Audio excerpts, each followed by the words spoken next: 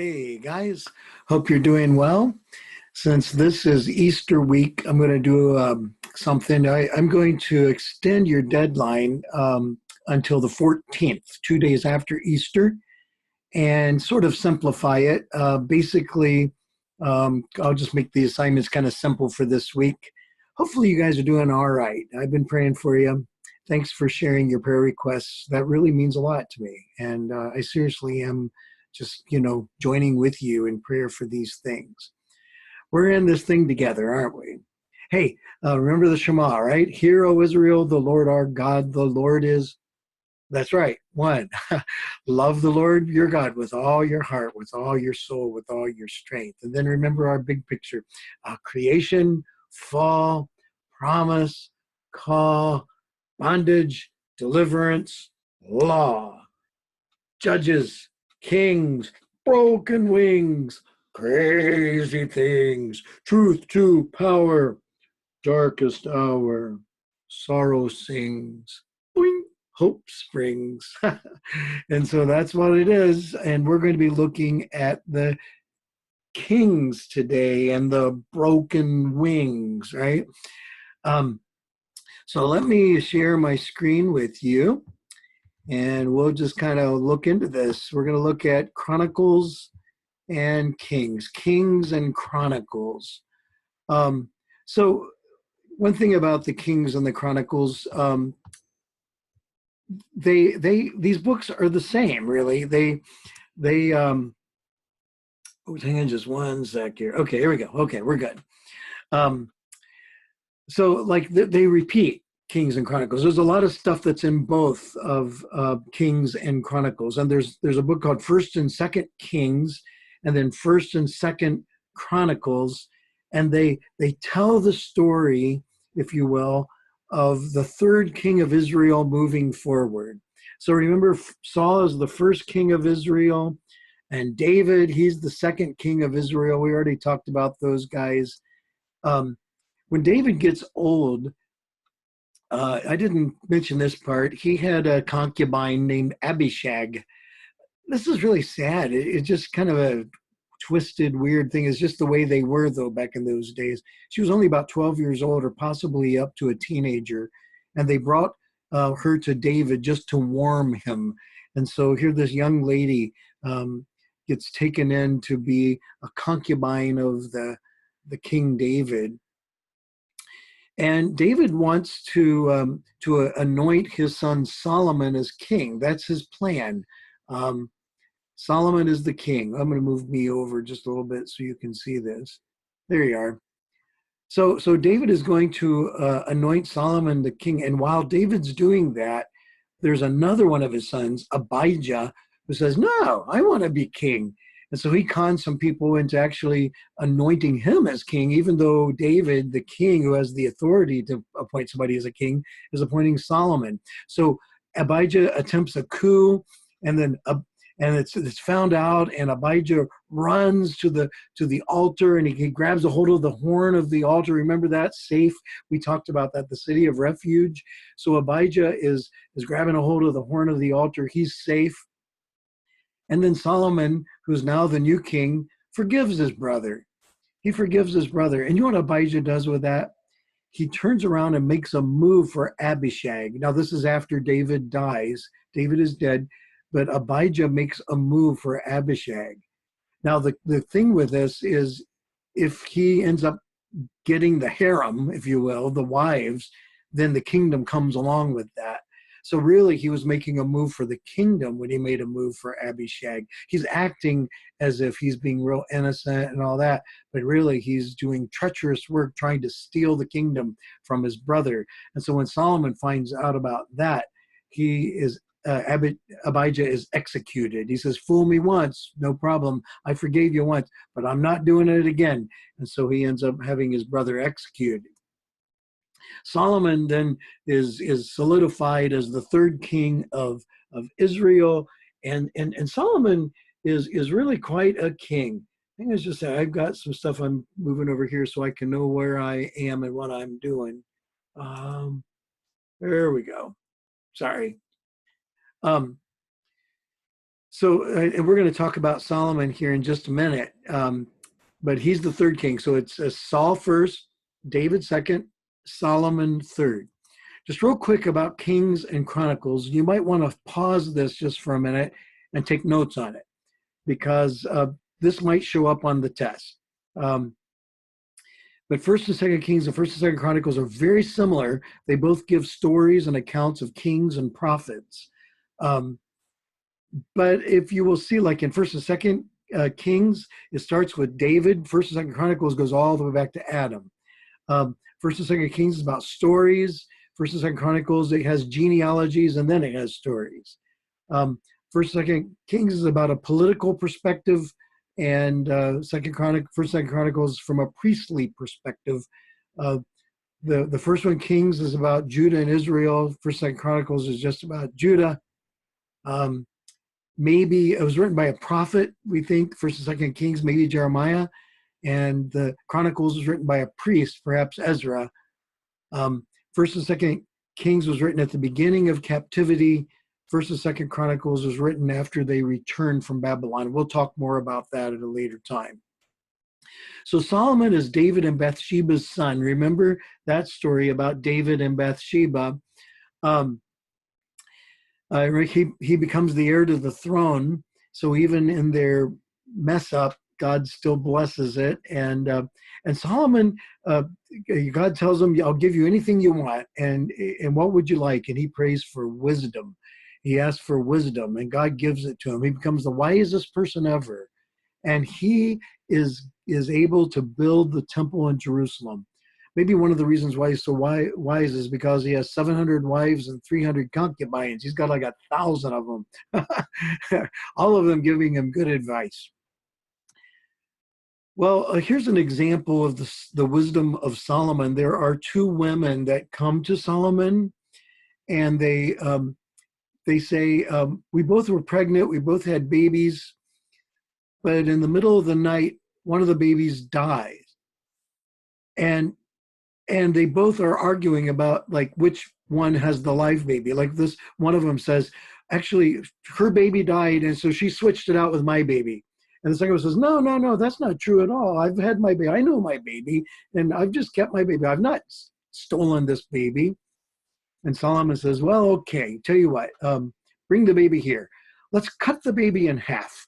We'll cut the baby in half, give you half a baby, and you have a baby. That'll take care of it." And one of them says, "Okay, that's a good idea." And the second one says, "No, no, whatever you do, I don't care. Let her have the baby. Let her have the baby. I just don't spare the baby." And Solomon says, "I'm giving you the baby because you care so much." I tried this with my kids one time. There was one extra hot dog left. And so I said, "There's only one hot dog. Um, what should we do?" There's two of my kids that wanted the hot dog. And I said, "I'll cut the hot dog in half." And one of them says, "Yes, Father, that's a good idea." And the other one says, "No, no, I want the whole hot dog." So I gave him the whole hot dog because that's what Solomon did. I don't know if that really translates the way it should, but that's what I did. Anyway, Solomon was able to create the temple, to build the temple that his father David wanted to build, but he wasn't able to build it. So this is pretty cool, actually, that Solomon got to do it. They built the temple on the same design as the tabernacle. Remember that? There was the holy place, and then the outer court, and then inside the Holy of Holies and the Ark of the Covenant in there. It was exactly that, but it was made out of beautiful jewels and gold and pearls and onyx and all these great precious things. That it was a beautiful, beautiful temple for the Lord. And Solomon was the one who was able to build the temple of God. Solomon was a builder, by the way. You can actually go visit Solomon's stables today in Megiddo. And so this is just an example. Just he had so many horses and stuff. And there are at least 2 or 3 places where they've actually uncovered Solomon's the remains, the archaeological ruins of Solomon's stuff in Israel. Well, there's lots you could say about Solomon. We don't have time. In fact, I don't have time to really dig deep on any of this stuff. But Solomon has a son. His name is Rehoboam. And when Solomon dies, Rehoboam takes over. And Rehoboam, he talks to his father's counselors and he says, how should I treat the people? What should I do?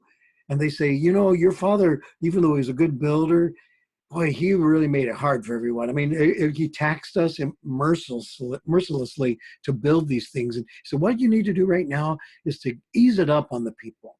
Just ease it up for them. And they'll love you forever if you like tax them less and provide more and bless them and love them. Then Rehoboam talks to the young men in the kingdom, some young advisors. What do you think we should do? And they said, make it harder.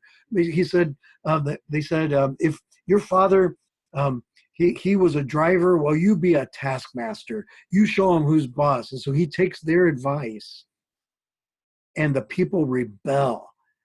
He should have listened to the old guys. See, we old codgers, we know what we're talking about. So Rehoboam doesn't listen to the old guys. He listens to the young guys. It makes a lot of people mad at him. And there's another guy named Jeroboam that comes up against him and leads a revolt. He leads a revolt. And so it ends up dividing the kingdom. There's like a civil war, and the kingdom is divided 10 tribes to 2. And so the 10 tribes are in the northern kingdom. They're called the kingdom of Israel. They get the name of Israel.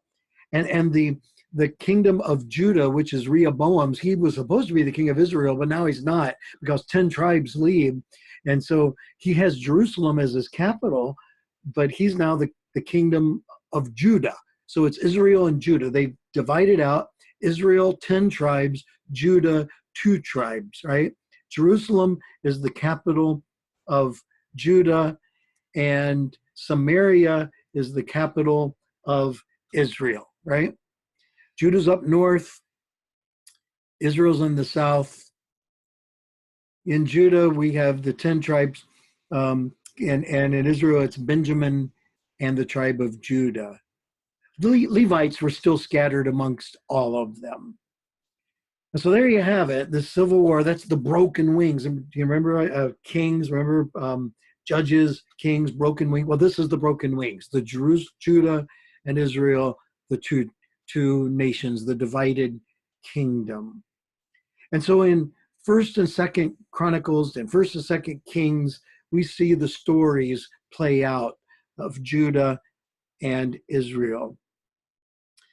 Now, there are like a whole bunch of kings here, just a whole bunch of them. And almost all of them are bad guys. Almost all of them are crummy kings. If you can see the list here. In Judah, there were some good guy kings. In Israel, there were no good guy kings. There was only one that's sort of a half and half. His name was Jehu. But the rest of them were just horrible people. Now, I'm not going to go into to a long kind of deal here because I don't want to give you exhaustion with all this. But let me just do a couple of the bad guy kings. There's the one of the worst ones. He's in Israel. His name's Ahab, and he has a wife named Jezebel. He's just famously wicked. His wife Jezebel wants a vineyard owned by a guy named Naboth. He goes to Naboth. I'll buy your vineyard, whatever you ask. But he says, no, this is my family's vineyard. I want to keep it. So he kills him. He just kills him and takes the vineyard and gives it to his wife. There's a prophet named Elijah, who's like one of the greatest prophets ever. We'll talk a little bit more about him a little bit later in the semester. But Ahab and Jezebel are sworn enemies of Elijah. They're wicked, awful, wicked people. They go into full throttle Baal worship and sacrificing to Baal. And it's a horrible thing. Oh, I wish I had more time to talk to you about this. But basically, she was hated. Jezebel was hated. Ahab was hated. And after Ahab lost a battle, and the soldiers come into the capital, Samaria. This is one of their guys, and Jezebel's out the window, and And the captain says, throw her out the window, throw her out the window. And so they actually literally throw Jezebel out the window. They throw her out, and she lands on the ground. She dies, and dogs come and they eat her up. And like just all that's left is a teeny little bit of Jezebel, like out the window, the second story window with a heave and a hoe and a mighty throw. They threw her out the window, and out she went. Just wicked, wicked, wicked, witchy woman. Another person I want to talk about is Jehoash. Jehoash actually started out pretty good. Ahab's daughter, Athaliah, was just as witchy and wicked as her mama and her dad. And so there were some priests that hid out Jehoash. I mean, just kind of protected him and hid him away. And at age 7, he was crowned king, and he was saved by this priest Jehoiada and his wife Jehosheba. He starts out good, but then he ends up going bad. It's after Jehoiada dies, he went bad. See, this shows you how important our mentors are and good and godly people in our life. If we don't have those, we can go bad pretty quick, like a rotten apple. Jehoash ended up being killed in bed by his own officials. There's a king named Uzziah. He was from Judah. He was a prosperous king, and he did really well, at least for the most part. But then he did something really stupid. He had a tragic death. One day he decides that he wants to go in and light the holy fire in the temple. Now, only priests are supposed to do that. And he goes in, and he should have known better. Remember Aaron's sons who tried to light holy fire in an unholy way, and they got zapped? Or Saul, who tried to make a sacrifice for God, and he shouldn't have done that, and the kingdom was taken away. He should have known this. As he's lighting the fire, and the priests are coming to him, they say, "Don't do that! Don't do that! You're sacrileging. You're going against God." And he like takes the censer, which is like the candle lighter, and he's like shaking at them, and he's like, and all of a sudden he's like, "No, you can't tell me what to do." And then he gets leprosy. Leprosy just got, and so like he becomes a leper. And in those days, if you remember from the book of Leviticus, if you're a leper, you're cast outside the camp. You're not allowed to live with the people anymore. You're exiled. You're not allowed to be with the people that you love anymore. And so for the rest of his life, he's a leper outside the camp in the leper colony. And it's in the book of Isaiah chapter 6. It was says, in the year that King Uzziah died, I saw the Lord high and lifted up in the temple. And so basically it's like a reset button for Isaiah, the prophet, who says, there's been this unholy fire stuff, but now we're going to have sacred fire. There's another young king. This guy did a lot of spiritual reforms. His name was Josiah. He became a king at age 8. And there's just some really cool things that happened with his life. I don't have time to tell you about that, but I want to talk to you about Hezekiah. Hezekiah was a great reformer.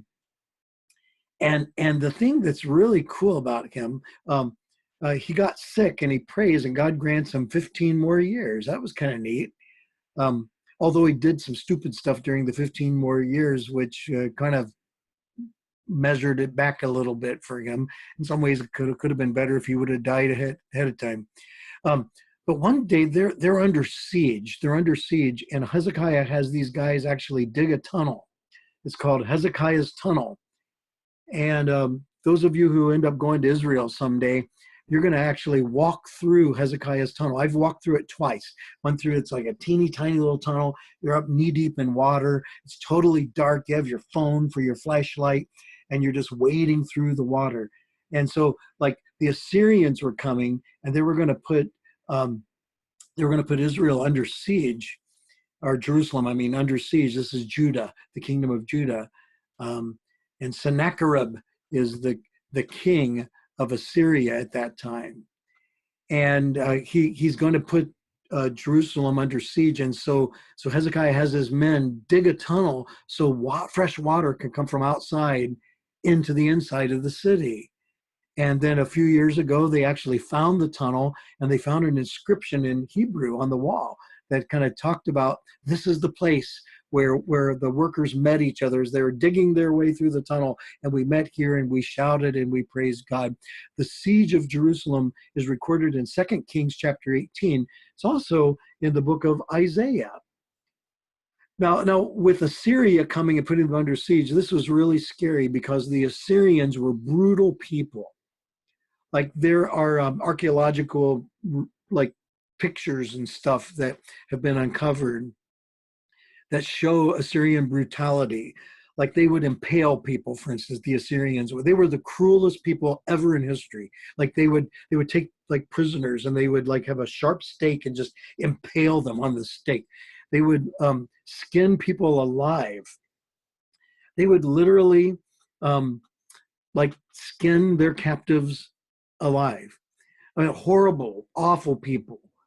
And they are outside the gate. And so Hezekiah the king is praying and he's saying, God, please, what do I do? What do I do? And Sennacherib the king, he sends a letter saying, you're calling on your God. He's not going to help you. You might as well just give up. And so this nasty letter, Hezekiah takes it to the temple and he calls out to God, and God answers him. It answers him. Now there's an archaeological artifact called Sennacherib's prism, where he actually talks about Hezekiah, and in all of the other exploits of Sennacherib, it says, I conquered, I killed them, I destroyed them all, and all that. In this one, he says, I trapped King Hezekiah of Judah up like a bird in a cage. But then he leaves it at that. He doesn't say what happened after that. And the reason why he doesn't say it is because he doesn't want to be embarrassed about what happened after that. The angel of death comes, it says in the biblical account, and 185,000 of his soldiers die. Now, maybe this is a plague. Maybe this is like a really bad plague, sort of like what's happening here, except for worse. You know, like in one night, 185,000 of them just die. Josephus, who's a Jewish historian writing a little bit later, wrote about it and said an army of rats came upon them. An army of rats. Maybe they got the bubonic plague from the rats. Maybe that's what happened. But nevertheless, he had Hezekiah trapped like a bird in a cage. Something really bad happens to his people. That's not just in the Bible, but in Sennacherib's prism and in the historian Josephus. And they walk away and they leave. They leave Jerusalem. They don't conquer Jerusalem. And Assyria doesn't conquer Jerusalem. Assyria conquers everything else. They actually conquer Israel too. But they don't conquer Jerusalem.